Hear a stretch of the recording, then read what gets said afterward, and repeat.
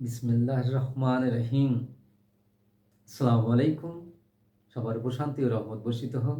আমার স্নেহতুল্য নবম ও দশম শ্রেণীর ছাত্রছাত্রীবৃন্দু ও আমার স্কুলের ছাত্রছাত্রীবৃন্দু, আন্তরিকভাবে স্বাগত প্রত্যেককে আমার ক্লাসে। আশা করি আল্লাহর অশেষ রহমতে তোমরা সবাই ভালো আছো। আজ ২১শে মার্চ ২০২৫ সাল ২০শে রমজান। আমরা এই রমজানের পবিত্রতা অবশ্যই অক্ষুণ্ণ রাখবো। কি বলো, তাই না? আমরা ছোটদেরকে স্নেহ করব আর বড়দেরকে সম্মান করব।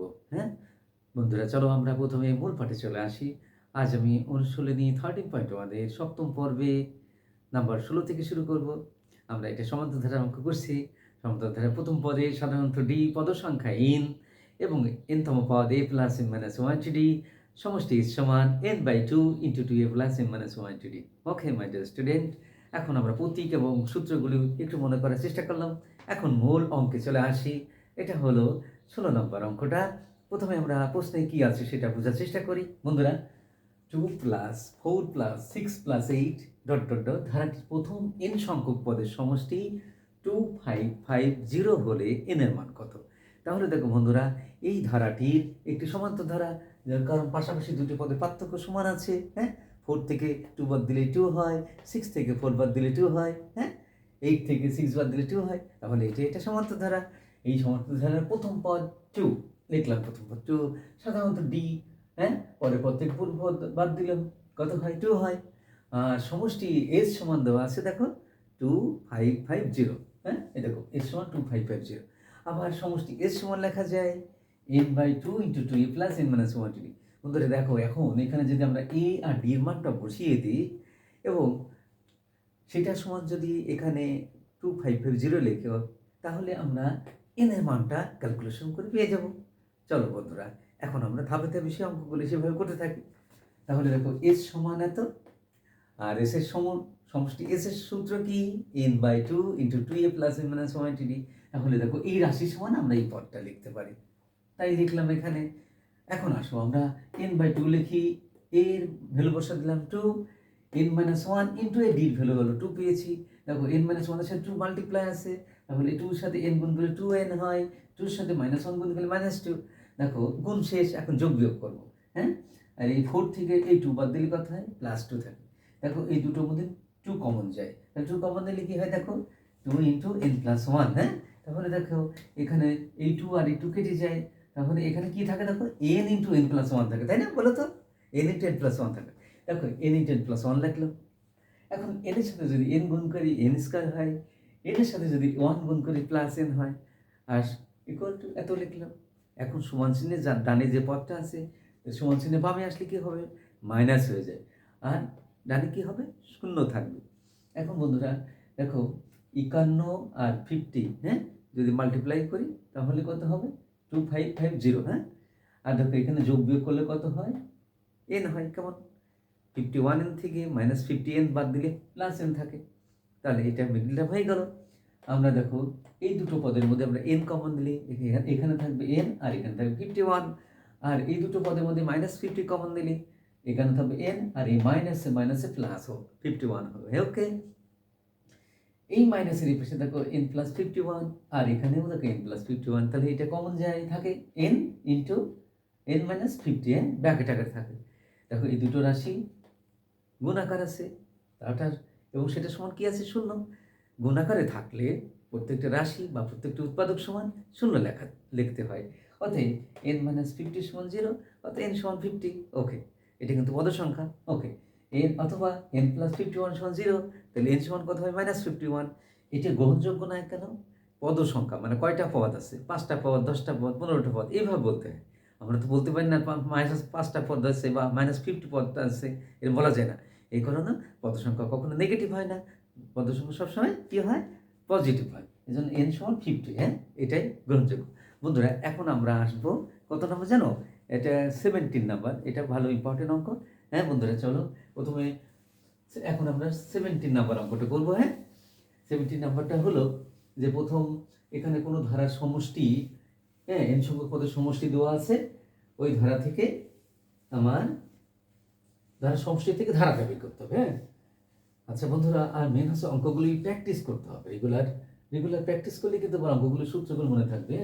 এই জন্য অন্যান্য সাবজেক্টের তুলনায় ম্যাথটা অনেক গুরুত্বপূর্ণ, হ্যাঁ, কারণ এটা অনেক সূত্রের সমন্বয় থাকে তো, আর ক্যালকুলেশন থাকে, এগুলো ক্যালকুলেশন প্র্যাকটিস করলে কিন্তু মনে থাকে, হ্যাঁ, that's why you should practise regular, হ্যাঁ।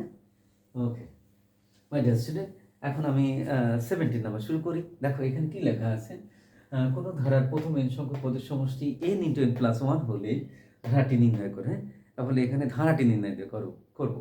দেখো এ সমষ্টি ভ্যালু দেওয়া আছে, হ্যাঁ, তাহলে দেখো আমরা সমষ্টি থেকে সুন্দর একটা ফর্ম পেয়ে যাবো, হ্যাঁ।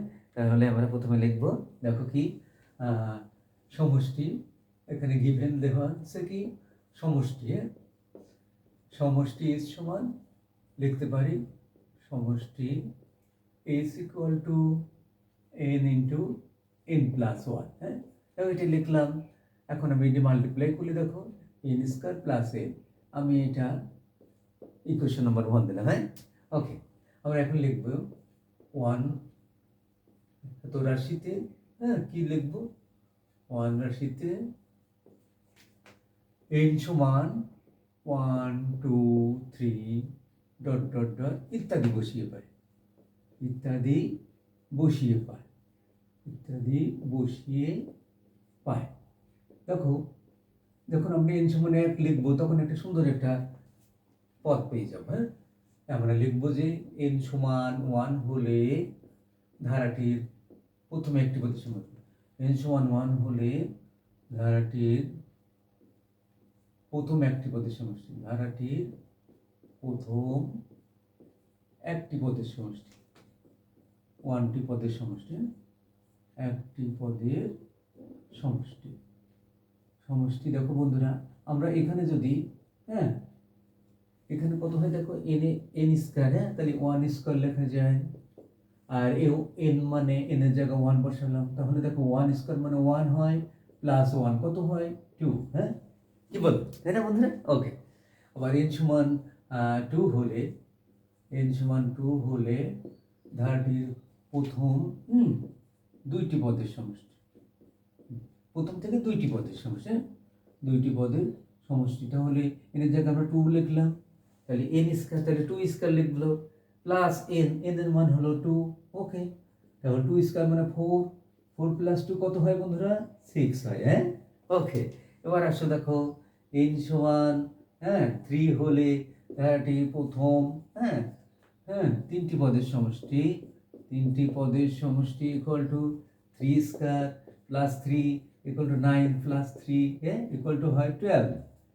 ওকে, n সমান, হ্যাঁ, 4 হলে ধারাটির প্রথম চারটি পদের সমষ্টি, চারটি পদের সমষ্টি ইকুয়াল টু 4² + 4, হ্যাঁ, 4² কেন হলো, দেখো n এর জায়গায় 4 বসাচ্ছি, হ্যাঁ, 4² প্লাস এই n মানে 4, হ্যাঁ, 4² মানে হলো 16 প্লাস এই 4 ইকুয়াল টু কত হয় 20। ওকে বন্ধুরা, আমরা এখন এইভাবে লিখবো, এত মানে এইভাবে চলতেই থাকবে, ধারাটি অনেক বড় হতে পারে, আমরা অতদূর যাবো না। অতএব এখানে লিখো ধারাটির, হ্যাঁ, প্রথম পদ, ধারাটির প্রথম পদ, বন্ধুরা দেখো কি হবে, দেখো প্রথম পদে হলো এই দেখো 2, হ্যাঁ।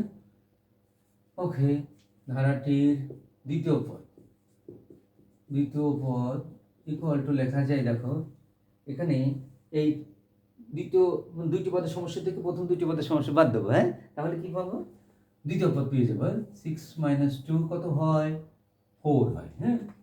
ধারাটি তৃতীয় পদ সমান লেখা যায়, দেখো এখন আমরা কত পেয়েছি 12, 12 - 6 কত হয় 6, হ্যাঁ, এভাবে চলতে থাকবে। অতএব ধারাটির চতুর্থ পদ, হ্যাঁ, সমান লেখা যায় 20 - 12 ইকুয়াল টু কত হয় 8, হ্যাঁ, কি বলো? অতএব আমরা লিখতে পারি ধারাটি, অতএব ধারাটি কি হয়, ধারাটি, হ্যাঁ, আমরা লিখতে পারি ধারাটি সমান 2 + 4 + 6 + 8 +... এটা হলো আমার কাঙ্ক্ষিত ফল, হ্যাঁ, কি বলো বন্ধুরা? হ্যাঁ, ওকে, এখন আমরা যেটা করলাম যে ধারার সমষ্টি s সমান দেওয়া আছে n × n+1, আর এখানে n দিয়ে একটা মাল্টিপ্লাই করলাম, তাহলে এই এখন রাশিতে n সমান 1 2 3 ইত্যাদি বসিয়ে পাই।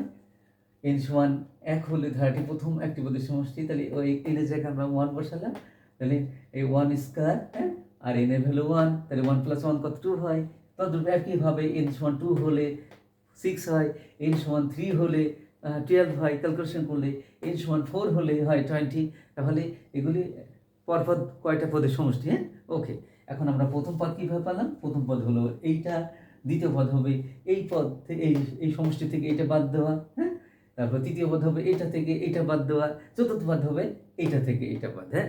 তাহলে আমরা পদগুলি পেয়ে গেলাম। তাই ধারাটি হবে কি 2 + 4 + 6 + 8, কারণ ধারা তো যোগ আকারে থাকে, হ্যাঁ বন্ধুরা। আমি আশা করি যে তোমার অঙ্কটা বুঝতে পেরেছ। সবাই ভালো থাকবে, সুস্থ থাকবে, এই কামনায় বিদায় নিচ্ছি। আল্লাহ হাফিজ। আসসালামু আলাইকুম রহমতুল্লাহ।